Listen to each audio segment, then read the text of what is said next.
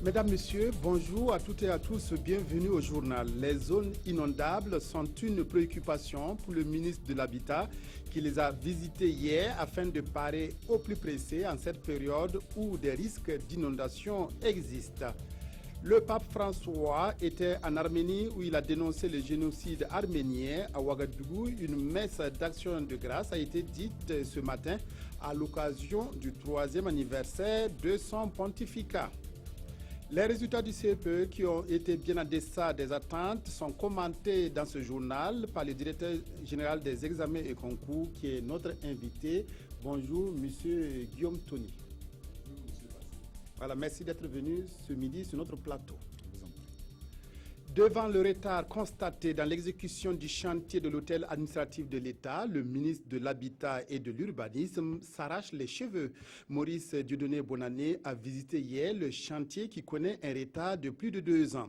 Le ministre de l'Habitat a aussi fait le tour de quelques zones inondables qui constituent une préoccupation pour son département. Kosun Koulibaly, Yolande Lompo.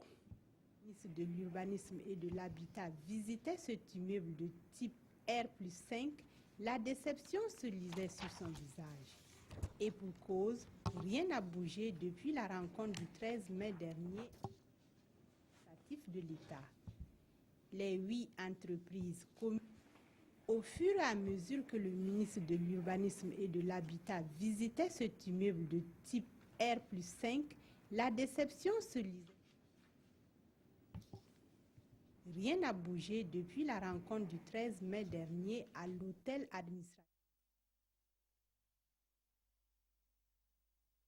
Pour vous faire donc passer ce reportage de Yolande Lompo sur la visite du chantier de l'hôtel administratif de l'État dont les travaux de construction ont commencé depuis belle lurette et qui devaient s'achever il y a 2 ans de cela. Nous allons continuer ce journal en espérant que la technique sera plus disponible à vous faire suivre ces reportages. Le président de la Commission électorale nationale indépendante, CENI, poursuit sa tournée de reconnaissance. Maître Barthélémy Kéré s'est rendu chez le Moronaba à l'église catholique.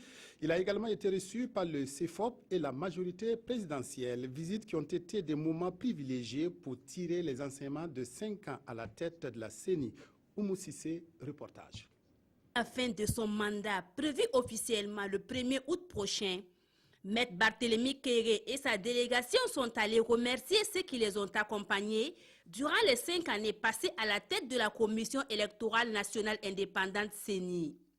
La délégation a rendu visite à Sa Majesté le Moronaba, au chef de file de l'opposition, aux membres de la majorité présidentielle et à la communauté catholique. Nous sommes venus. Partout où elle est passée, la délégation de la CENI s'est vue félicitée pour la mise en œuvre réussie de la biométrie et la bonne gestion des 5 élections qu'elle a eu à organiser. Le président Kéré et son équipe ont posé des jalons très importants dans un contexte qui n'a pas toujours été facile. En tout cas, il a su avec son équipe, en concertation étroite avec l'opposition, trouver les voies et les moyens pour que des jalons soient posés. Si vous avez eu des élections apaisées sans contestation et que l'opposition est venue féliciter le vainqueur, ça veut dire beaucoup. C'est quand même la CENI qui a organisé. Le résultat auquel ils sont arrivés, nous pouvons tous en être fiers. Et donc nous disons surtout au fond, Dieu a été, je pense, aux commandes de tout cela. Parce qu'en définitive, c'est lui qui leur a permis de faire ce qu'ils ont pu faire.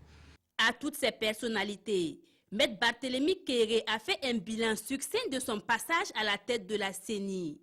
Un bilan jugé satisfaisant par ses hôtes. Tous déplorent néanmoins les violences avant, pendant et après les élections municipales de mai 2016. Revenons sur cette visite du ministre de l'Habitat et de l'Urbanisme sur le chantier de l'hôtel administratif de l'État. Le ministre de l'Habitat qui a constaté le retard s'arrache les cheveux.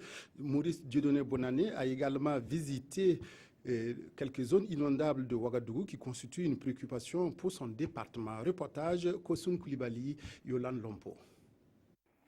Au fur et à mesure que le ministre de l'Urbanisme et de l'Habitat visitait cet immeuble de type R+5, la déception se lisait sur son visage. Et pour cause, rien n'a bougé depuis la rencontre du 13 mai dernier à l'hôtel administratif de l'État. Les 8 entreprises commises à la tâche avaient pourtant promis de livrer l'infrastructure en fin juin 2016. Nous maintenons le délai au 30 juin. Des engagements ont été pris, même s'ils doivent travailler de nuit, qu'ils le fassent. Les entreprises défaillantes se verront exclues des chantiers futurs de l'administration. Ici, c'est un bâtiment R+5 qui est en chantier, là où le propriétaire ne dispose que d'une autorisation pour un R+3. Sur le champ, il a été sommé d'arrêter ses travaux. Et sur les berges du canal du parc Bangrewego, une occupation anarchique a été constatée. Ces 2 parcelles et cette station ont été illégalement mises en valeur par des individus. La semaine qui suit, il y aura des actions qui vont être entreprises. Les abords avaient été retenus pour des aménagements paysagers. C'est des gens qui ont été convoqués 1 fois, 2 fois, 3 fois et pour lesquels nous avons écrit arrêt chantier. Cette borne, par exemple, délimite la zone inondable dans le quartier d'Apoya. Après échange avec quelques riverains qui ne veulent toujours pas quitter les lieux, Maurice Bonané envisage des actions de sensibilisation une fois que les maires auront pris fonction. Une messe d'action de grâce à Dieu a été célébrée ce matin pour le pape François à l'occasion de ses 3 ans de pontificat. Célébration par anticipation à la cathédrale de Ouagadougou. Les intentions de prière adressées au Seigneur ont aussi été pour la paix au Burkina. Le président du Faso a assisté à cette célébration. Reportage Urbain Sommet, Marguerite Douagneau. La messe de ce matin à la paroisse cathédrale Notre-Dame de l'Immaculée Conception de Ouagadougou est la célébration par anticipation de la solennité des apôtres Saint-Pierre et Saint-Paul. Une messe dite en action de grâce à Dieu pour le pape François et cela à la demande de l'ambassadeur du Vatican au Burkina Faso. Le nonce apostolique, Monseigneur Pierre-Georges Bertoldi, a eu l'initiative de cette messe. La vie de ces 2 apôtres, ils se sont donnés totalement au Christ. Ils ont vécu pour Dieu et pour leurs frères. Ils sont morts à cause de Jésus et à cause de l'Évangile. C'est un appel que nous devons nous donner à fond pour le service de Dieu, nous donner à fond pour le service des hommes. Être des hommes de foi comme les apôtres Pierre et Paul, ces 2 piliers de l'Église universelle, c'est l'engagement total demandé à chaque croyant aujourd'hui. Un engagement à vivre pleinement sa foi en action au service de Dieu et des hommes. Notre rôle justement, c'est que ça doit nous servir d'enseignement. Que nous devons améliorer dans notre pratique quotidienne. Et je pense que cela qui est important aussi, ça concerne l'Église dans son entièreté. Et je crois que les fidèles, leur rôle, c'est que le comportement des apôtres, Pierre et Paul, doivent nous servir d'exemple. C'est ensemble que chrétiens, musulmans et adeptes de religions traditionnelles doivent s'engager pour une paix durable dans le monde en général et au Burkina Faso en particulier. Un message au cœur de la célébration eucharistique de ce jour. C'est à nous de faire le travail au niveau de la base. Parce que d'abord la base c'est qui? C'est d'abord les familles, les communautés, les groupes de prière aussi, les groupes, les CCB et tout ça, c'est nous de faire le travail. La solennité de Saint-Pierre et Saint-Paul, c'est le 29 juin. Et l'Église, à cette occasion, prie pour le Saint-Père, mais aussi pour les évêques et les prêtres.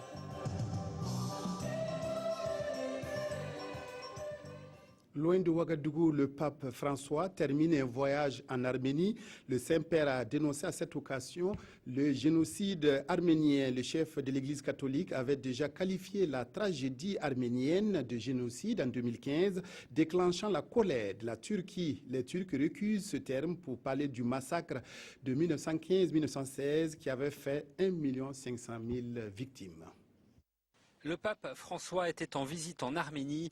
Il a dénoncé dans un discours le génocide arménien en s'adressant à la classe politique arménienne. Une tragédie qui a marqué le début de la triste série des immenses catastrophes du siècle dernier, a déclaré le souverain pontife. La Turquie récuse ce terme pour parler des massacres de 1915-1916, un drame qui aurait fait 1,5 million de victimes. Wungo Kabore a reçu la plume pour le développement. Cet étudiant de l'IBAM a remporté la 2e édition du concours rédactionnel de la Banque mondiale intitulé Une plume pour le développement. Cette compétition a permis à plus de 500 jeunes de s'exprimer sur les questions d'emploi et de lutte contre la pauvreté. Roger Kam Mokun Dabiré. Hugo Kaboré, vainqueur de la 2e édition du concours rédactionnel de la Banque mondiale, une plume pour le développement. Un prix composé de $1000 américains. La plume et les idées de l'étudiant de l'Institut burkinabé des arts et des métiers IBAM se sont distingués parmi celles de 500 candidats. Alors, au terme des solutions que j'ai eu à proposer, j'ai parlé donc de dynamisation du secteur agricole. Voilà, cela va consister donc à travailler à redéployer la frange jeune au niveau du secteur agricole, donc alimenté par la petite industrie. Dans la catégorie lycée et collège, le premier prix est revenu à Boris Rachid Koulibaly. À cette cérémonie, 40 candidats ont vu leurs œuvres distinguées. L'idée de cette compétition est de créer une saine émulation des idées novatrices pour une prise en compte des préoccupations des jeunes dans la politique de développement. Nous allons prendre le temps de digérer toutes ces productions-là pour voir comment certaines peuvent bénéficier à la réflexion que nous menons actuellement dans le cadre de la préparation de notre prochaine stratégie pays. L'opinion des jeunes sera donc prise en compte dans la préparation de cette nouvelle stratégie qui va s'étendre sur la période 2017. L'emploi des jeunes, défis et solutions, et jeunesse et réseaux sociaux, avantages et inconvénients, sont les thèmes auxquels les candidats ont été soumis. Les meilleures œuvres retenues seront capitalisées, rassure Cheikh Kanté, au profit de la jeunesse burkinabé. Un concours rédactionnel sans conséquence sur le cursus scolaire. Il n'en est pas du même du CP et du BPC. Les résultats de ces examens sont commentés ce midi par le directeur général des examens et concours. Alors, monsieur Roger Guillaume Tony, vous avez déjà les résultats de ces 2 examens. Oui. Parlons du CP plus particulièrement. Est-ce que ces résultats-là sont vraiment à la hauteur de ce qu'on attendait? Je vous remercie de me donner l'occasion de parler des examens. Effectivement, les résultats à chaud, je précise, du CP sont disponibles et ces résultats donnent un taux de succès de 62,09%, et des résultats qui sont en baisse par rapport à ceux de la session de 2015 qui étaient de 75,16%. Nous ne pouvons pas dire que ces résultats sont à la hauteur de nos attentes, parce qu'il est évident que lorsqu'on organise des examens, le souhait est que tous les candidats soient admis. S'il y a des candidats qui ne sont pas admis, c'est qu'il y a problème et il faut chercher pourquoi ces candidats ne sont pas admis et trouver des solutions à ces problèmes pour qu'on ait le plus grand nombre qui soit admis. Est-ce que ce taux de 62,9% ne cache pas, ce n'est pas l'arbre qui cache la forêt, parce qu'on sait qu'il y a des écoles, en tout cas à Ouagadougou par exemple, où il y a eu 0% d'admis? Effectivement, ces taux interpellent tous les acteurs. Il faudrait analyser de près pour voir quelles sont les causes de ces taux qui sont, je le précise, qui varient en dents de scie d'une année à une autre. Et effectivement, plusieurs facteurs, plusieurs raisons peuvent expliquer ces taux qui ne sont pas à la hauteur de nos attentes. Et également, vous avez ce que les enfants apprennent en classe qui peut être insuffisant et qui ne leur permettent pas d'être admis au CEP. Il y a également certaines personnes qui ont incriminé les épreuves qu'elles ont trouvées assez difficiles. Il y a également l'organisation même de notre système éducatif. Et plusieurs raisons peuvent expliquer ces taux et je crois qu'il faut mener la réflexion dans ce sens pour pouvoir y remédier. Alors, monsieur Tony, est-ce que vous avez des difficultés particulières pour l'entrée en 6e? Parce qu'on entend que voilà, il y a des bisbilles autour de ça. Non, il n'y a pas de difficultés particulières. Il faut dire que l'entrée en 6e, les résultats de l'entrée en 6e viennent après les résultats du CEP. Comme vous le savez, ce sont les mêmes épreuves qui sont utilisées pour le concours d'entrée en 6e. Et il faut dire qu'il y a un examen et un concours qui sont combinés en une seule activité. Et donc, lorsque les candidats terminent la composition des épreuves, notre premier souci, c'est de pouvoir disponibiliser les résultats du CEP. Et c'est ce qui est déjà fait. Après cela, nous nous mettons à la tâche pour pouvoir sortir aussi les résultats de l'entrée en 6e. Et ce processus est en cours. Et si tout va bien, les résultats de l'entrée en 6e sont attendus pour le mois d'août. Alors, où en est-on avec la suppression, l'idée de supprimer le CEP sous la forme actuelle et de laisser les élèves de CM2 passer directement en 6e à travers une compo? Effectivement, cette idée avait circulé à un moment donné, mais elle avait été, je ne dirais pas abandonnée, elle avait été mise en berne. Mais je crois qu'actuellement, la tendance la volonté du ministère est de reprendre la réflexion pour voir est-ce que le CEP, sous sa forme actuelle, est convenable vu la valeur sociale que le CEP occupe actuellement, pour dire que le CEP n'a plus la valeur sociale qu'il avait de par le passé. Donc la réflexion est déjà entamée et elle va se poursuivre avec l'ensemble des acteurs et des partenaires du système éducatif afin qu'à terme, nous puissions ensemble décider si l'on doit poursuivre le CEP sous sa forme actuelle, si l'on doit remanier, revoir sa forme, ou bien si l'on doit le supprimer purement et simplement pour le remplacer par une autre forme d'évaluation qui permettrait aux élèves de pouvoir accéder à la classe de 6e. Alors, si le taux de réussite au certificat est satisfaisant avec 62,9%, celui du BPC est vraiment, j'allais dire, dramatique avec 28% seulement. Effectivement, le taux de succès au CEP de la session de 2016 est de 29,41%.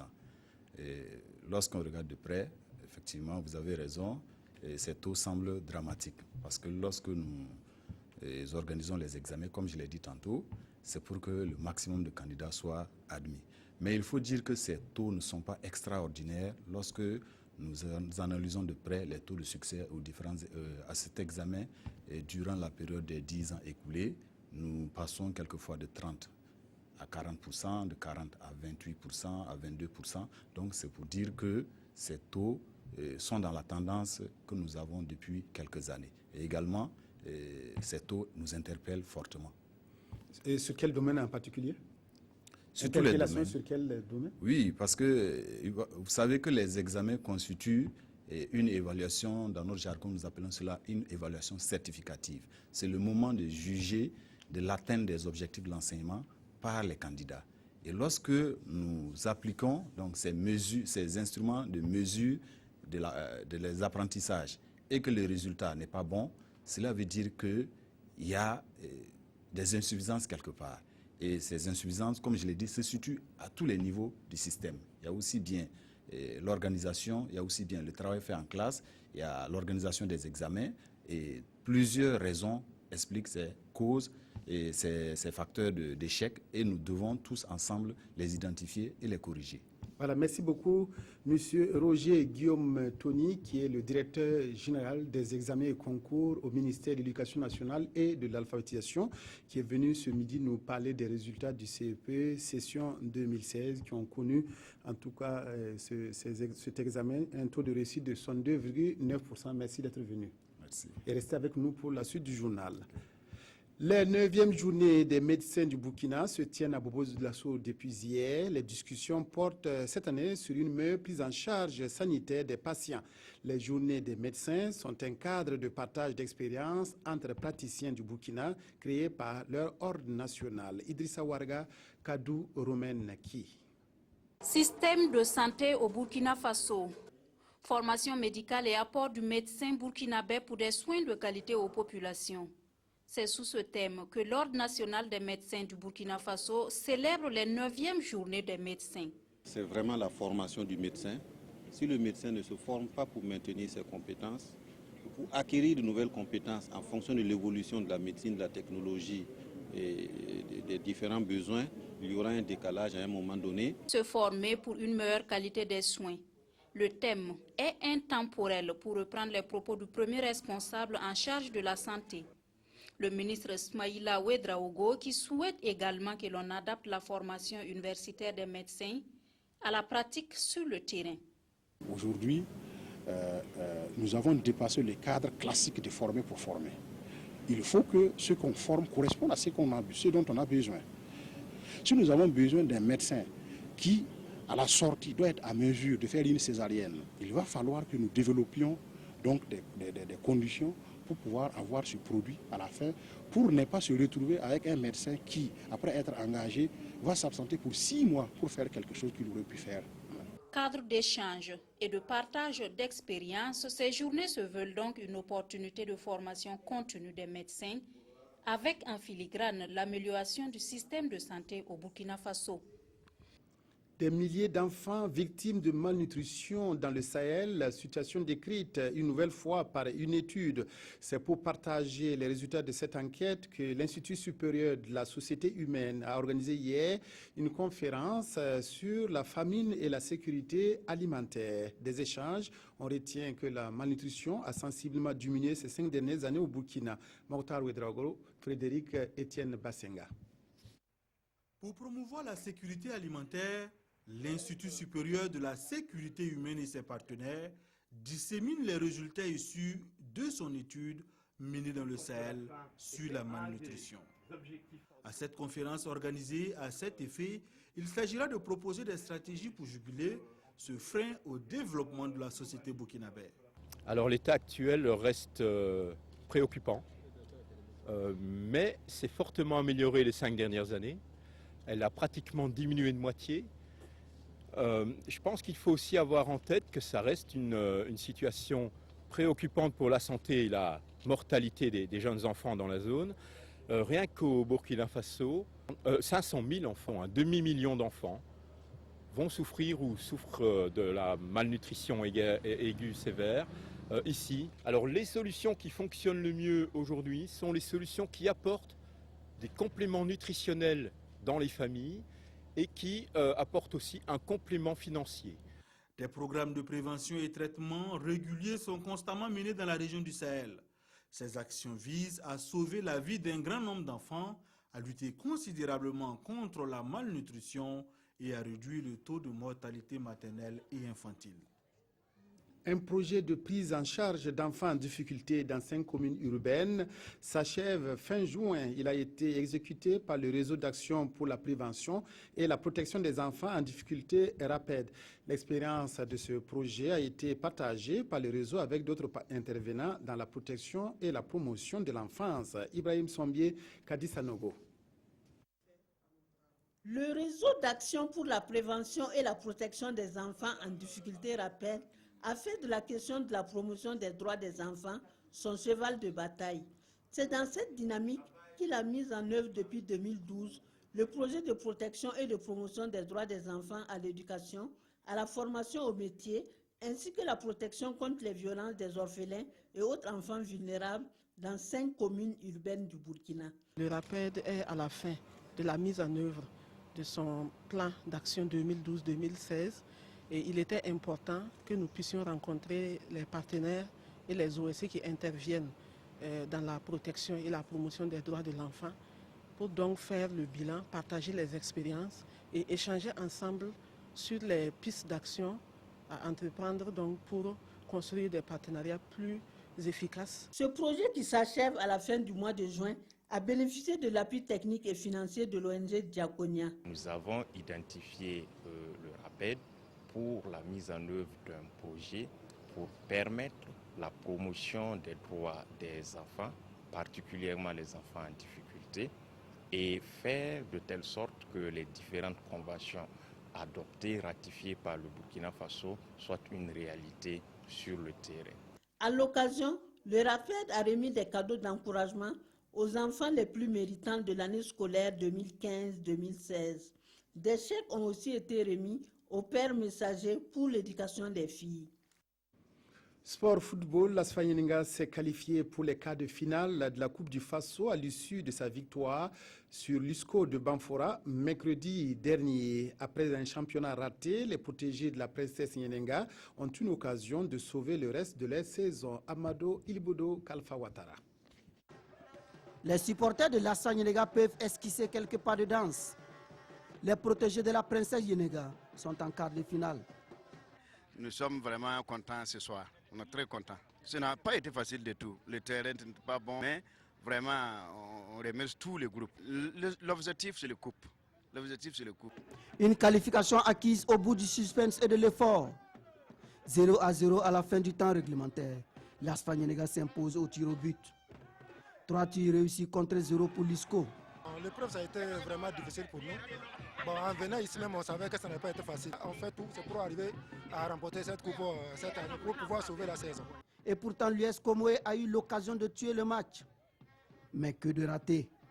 Des sentiments de regret. Les 15 premières minutes, vous-même vous l'avez constaté, on a pris le contrôle de la partie, on s'est procuré beaucoup d'occasions, on a même scoré. N'eût été la décision contestable de l'arbitre, le but refusé là. Le gardien qui repousse le ballon pour l'adversaire, il marque, on trouve moyen de siffler hors jeu. On a perdu, on n'a pas été efficace et le sort a décidé autrement. Tir au but, épreuve d'honneur, les enfants n'ont pas tenu le coup. Las Fanyenega joue Salitas en quart de finale. L'USCO, elle, devra se battre pour se maintenir en première division sous la conduite d'Arsène Soulama, son désormais entraîneur. L'élection des maires entourée d'un climat de violence, le refus des Kouglou de déposer les armes et le délabrement du réseau routier sont les sujets évoqués par les hebdomadaires de cette semaine. Abdoul Rasmane Zongo. Élection des bourgmestres, les partis politiques entre compromission et délégitimation, constate le journal du jeudi, car pas de région administrative où soutient le journal satirique qui n'a pas enregistré de remous. Les partis politiques étalent ainsi, selon donc l'hebdomadaire satirique, leur immaturité en matière de gouvernance locale à travers des affrontements épidermiques ou puérils.